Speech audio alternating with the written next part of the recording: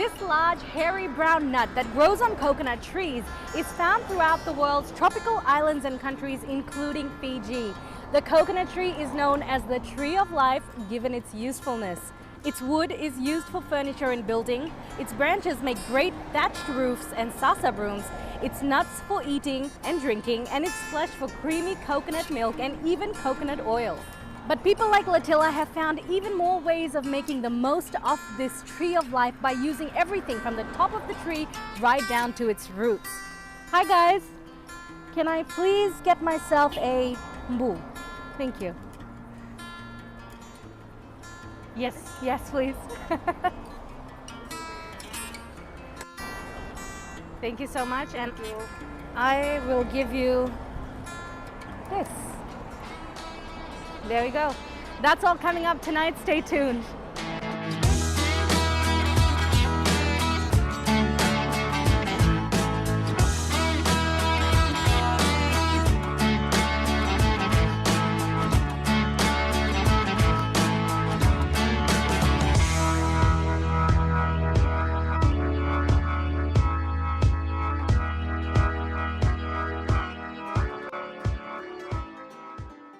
The Mua Native Tree Nursery was officially handed over to the government of Fiji by SPREP for the PBAC project at a ceremony held at the Mua Agricultural Research Station in Taveuni on Wednesday, the 29th of July 2020.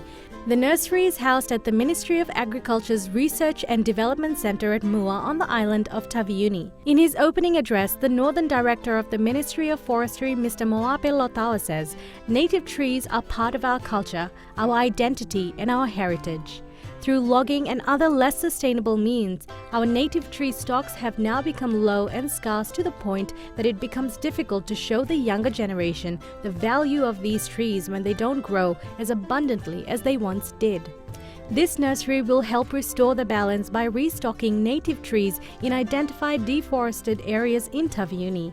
Ministry of Agriculture's Extension Officer Jimi Abana says coconuts are one of the resilient crops that the ministry are heavily promoting. This is Taveuni TRDC. Most of all the research work for coconuts are done here in Taveuni.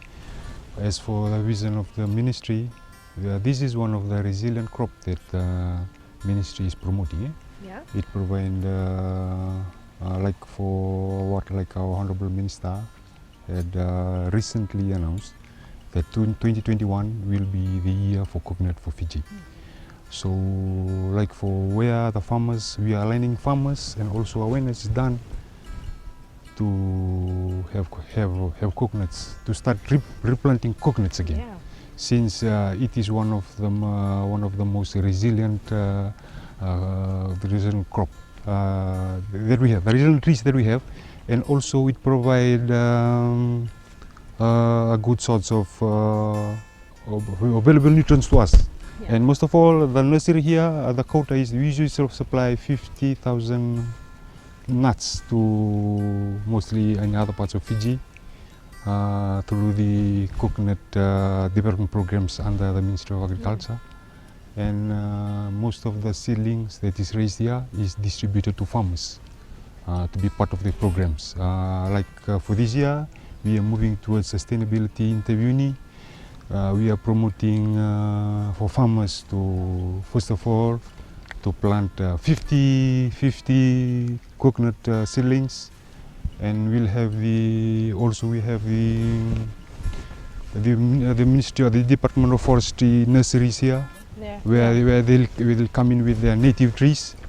And then we'll start giving out suckers for farmers to be part of the program. We are moving towards sustainability. Like for the nuts that we raised here are most of all selected from healthy mother palms. They are most of all healthy mother palms. The workers here, they do the selection of nuts before it's been raised. It's been raised here. It reaches up to 2 and to 3 leaf stage before it's been moved out to farmers. So that is the whole program. Like the ministry is working towards sustainability. Mostly, it's good that Greenpeace is coming in for Taveuni, and Taveuni we are also advocating on coconut to be part of this planting tree program. And this is going in line with the vision that the ministry has, right? Go in line with the ministry that have to be competitive and to be resilient and to be a sustainable sector in Fiji. And following on from our last episode with the Fiji Crop and Livestock Council for the Fiji Mushroom Growers Training, CEO Jiu Daunivalu spoke to us about the coconut trainings the FCLC are providing our women and our youth. Thank you for the coverage of the mushroom, which is well covered. As we can see, for the last few days, we've got calls. When is the next mushroom training? When is the next mushroom training?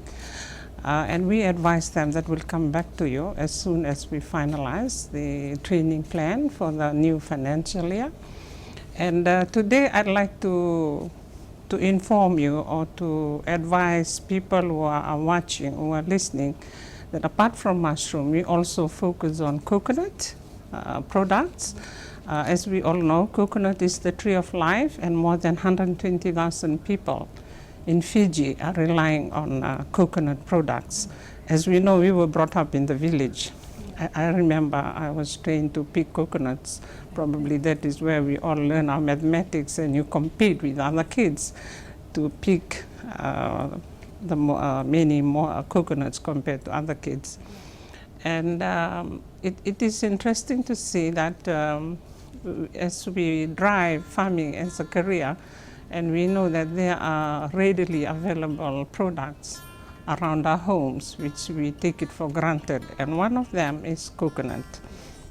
As you can see, after the mushroom training, we concentrate on the coconut products.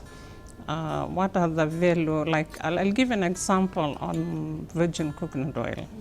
There are other byproducts from virgin coconut oil, like mayonnaise, like vinegar, and I've invited Letila, who is one of our participants who successfully implement what she learned last year from that training. It was a classroom training, which is module 1, followed by module 2. We took them to the Mua Coconut Research Center. We do it in coordination with the Ministry of Agriculture. And we have technical people who are there that are extension service provider who also provide training. Starting from planting, then harvest the coconuts, selecting the right coconuts, looking at the coconut trees, which one is a mother tree, which one is the one that produced the seedlings. Even I learned too at the same time. It's the basics that we overlooked. Even from our homes, we don't even understand how important, when you look at the coconut tree, you know exactly what varieties that coconut tree. You don't just pick coconut from any coconut tree for seedlings. These are the basics that I'm talking about. And it was more than 40 people from the Central Division, most of them are women and youths, that learned these basics. After the module 1 of classroom training, then we took them to the field to look at the coconut and can identify which one is for drinking, which one is the one for virgin coconut oil. Not all coconuts is for virgin coconut oil. Not all coconuts is for drinking. So now we're planning to invite our boys, who we see, you can see them along the streets, to provide training as well for them, so that they would know which coconut to sell to the public. See, these are the basic things. Probably that is one way we can assist our youths. Sometimes we see them selling coconut, but they're providing us with the coconut drink, the best drink. And we have to empower these boys to also understand the basics. So we empower the women, we empower the youths. Now we're focusing on people who are already doing marketing. They have the skill to sell, but they have to understand their products. So that is also in line in our training for this new financial year. And more and more people, we invited more people to come. And you'll see today what are the outcome of those training, because that is how one's livelihood can be supported by readily available. You don't have to have $5,000 or $10,000 to kick off. It's just simple, basic things that lying there around the house. As coconut tree is a tree of life, nothing is waste. So you have to make use of it, from the leaves to the trunk and the coconut shell, and you name it, and the coconut juice. Coming up next, we meet coconut connoisseur Letila. This is a new challenge for me.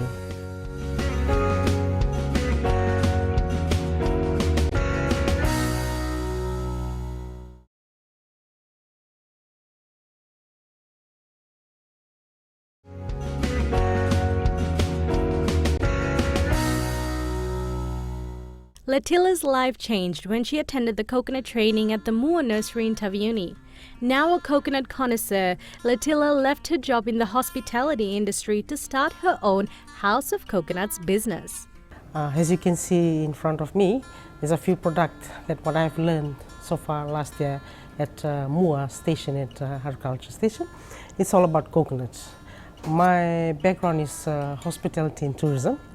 And this is a new challenge for me, and it really opens up my minds to see the challenge where the values I can get from my business channel. And as a new entrepreneur into business, it's a big challenge for me, what I've learned so far regarding coconut. It's a tree of life, and I do believe in coconut right now. As you go past around places to the west and east, whenever I see coconut tree, you know, I'm so in love with the tree. Yeah. And I say, oh my God, look at that tree. Basically, as you can see, my product, when I started with coconut, I didn't even know anything about coconut. Well, the name of the business that I run is House of Coconut. If you also can go to Facebook, my page is the House of Coconut Fiji, and that's where you can get my product. My product is pure organic. It's no chemicals, it's all pure organic. So first of all, I would like to explain.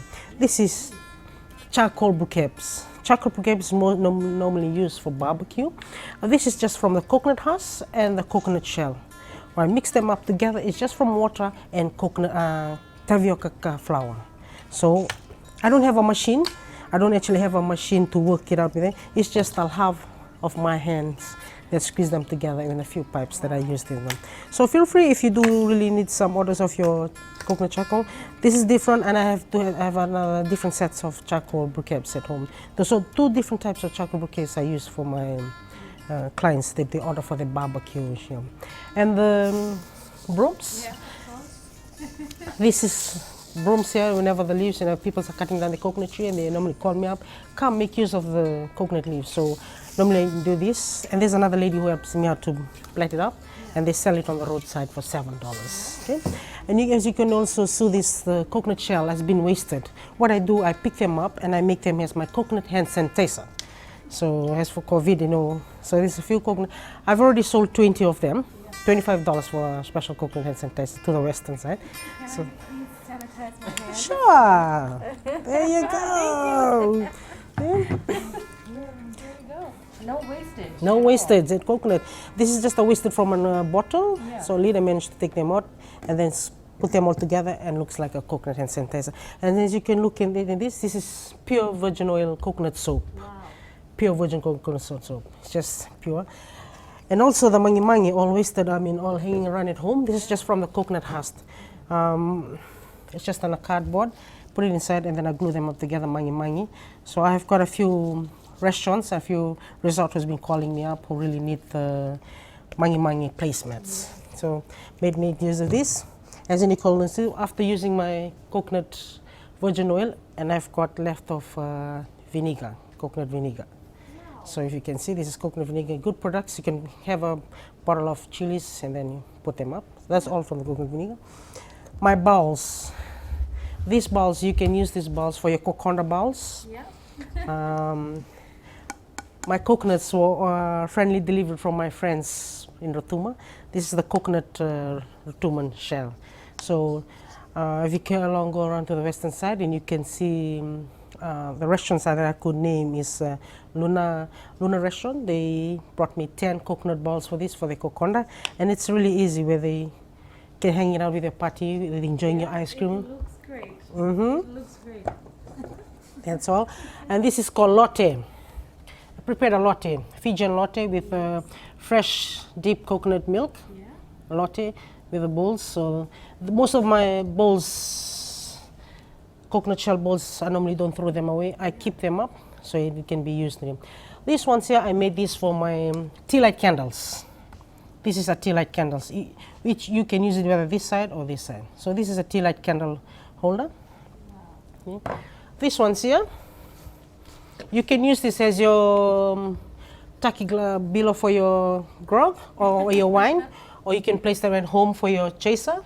Did you say wine? Because Yes, I love you can normally use this too for your wine, wine glass. Yeah, and I put a lot of peanut just for chasers around, and you can put it there. In front of you here, this is my coconut shell powder, the powder.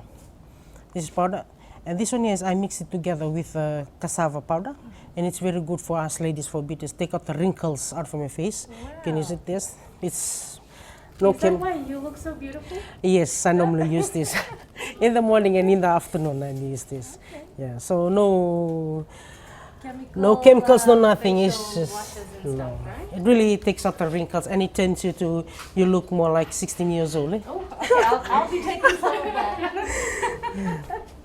So those are the few stuffs that I do, and these are the coconut. What do you call it?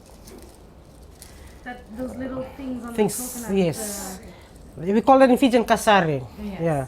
So I take this out and I put them together like this, and you can make it as a flower vase. Yes. So this flower vase from there. So you use coconut, everything. Nothing is wasted from a coconut. My product is nothing is wasted. The roots of the coconut, as you can see, the roots of the coconut. I got the roots of the coconut. It's a good medicine. The root of the coconut is good medicine for your hearts. For those of you who got lumps, kidney, liver stone, you can also use the root of the coconut. It really helps. What you do is that you bring a boil of hot water, smash them together, boil them together. When it turns a little bit brown, you make it a bit warmer, and then you can drink. It really helps. I've tried it. I've helped a few women with breast cancer, with heart problems, and it really works for them. Wow. Yeah, it really works for them. So from the roots to the leaves, nothing is wasted. That's how I go to some villages, some houses to see that, make sure that coconut is not. This is a coconut pot plants, as you can see. From the coconut husk, and I managed to pack them around. Yeah. This can be your coconut vase while hanging around at home. Wow. Yeah. This is what so far I've learned from MUA. We've learned a lot of things that it really changed my careers. So I don't want to go back into tourism. Now I want to be who I am, be my boss of myself, run my own show. Yes, you can also come into my link in the Facebook, which is House of Coconut Fiji. My product is there. You can see whatever all products that I sell from there. And coconut charcoal bouquets is selling hot like hotcakes. Okay. It's a very high demand for me here in Pacifica, but people comes in running and just they need a lot of demand of charcoal bouquets. It's $15 a bag. Okay. Can last you. It's no smoke, no flame. It can only last you for 1 year, and then change it again, 8 months. Depends on the products that I use, the products that I mix together. And there's a few another one that I can show it to you when you come around home. Yes, we'd love to come by to your house. But is there anything you'd like to say to maybe the women that are watching? And they are also interested in doing something like this. Any words of encouragement for them? Oh yes, I would like to encourage women nowadays, young ladies coming up nowadays, and times are getting hard. If you're thinking of going back to work, yes, it's a very good opportunity to go back to work. But if you're at home in the village doing nothing, take time, make sure. You might be going around home seeing coconut shell, coconut husk lying around, and you think that's rubbish. No, that's money. Bring them, collect them together. You can do that. You can do different types of craft out of it. Just made up from your mind. And all those things, when you pass coconut trees, as soon as the leaves, you cut it, you just throw it. No, those are all money. You're throwing away money. You're throwing away. You can bring them all together, and you know how important is the tree of life is. And I would like to encourage you women out there, please just don't hang around at home. You know, the tree of life is just next door to you. The money is just next door to you. Instead of going to look for work, it's just right in front of you. Just go out, break it, or collect the leaves, collect the coconut shell, collect the coconut husk, and you can do something out as a decoration into your house, coconut bowls. And I do believe when the borders opens, most hotels would love to have placemats. Yes. As a mangi placemat. They would love to have product of coconut hand sanitizer shell. So yes, a coconut bowl for your coconut in your restaurants, a tea lights on your table, or a tea, pot plants in front of the tables. All those things, ladies, you know, we can all do that. Get into groups. All those things counts. We can all get in group and start doing little money that comes in to your villages, or women's in groups. Yeah. Up next, Dr. Andrew McGregor tells us just how resilient coconuts are.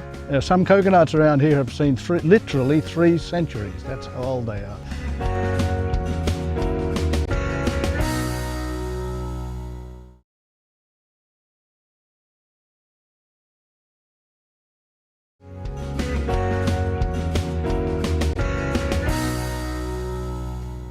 You may remember climate change expert Dr. Andrew McGregor from our last season.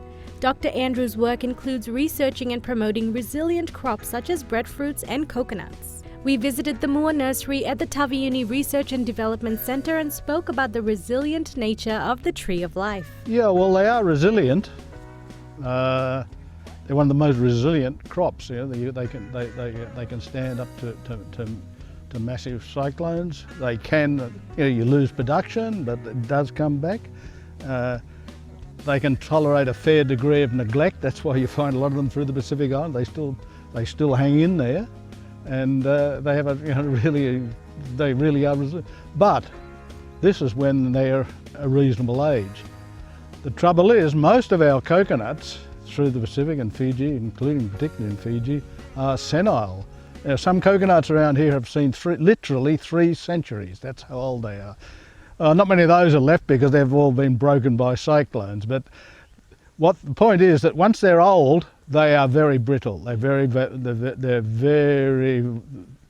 vulnerable. They'll break, and once they're broken, they've had it.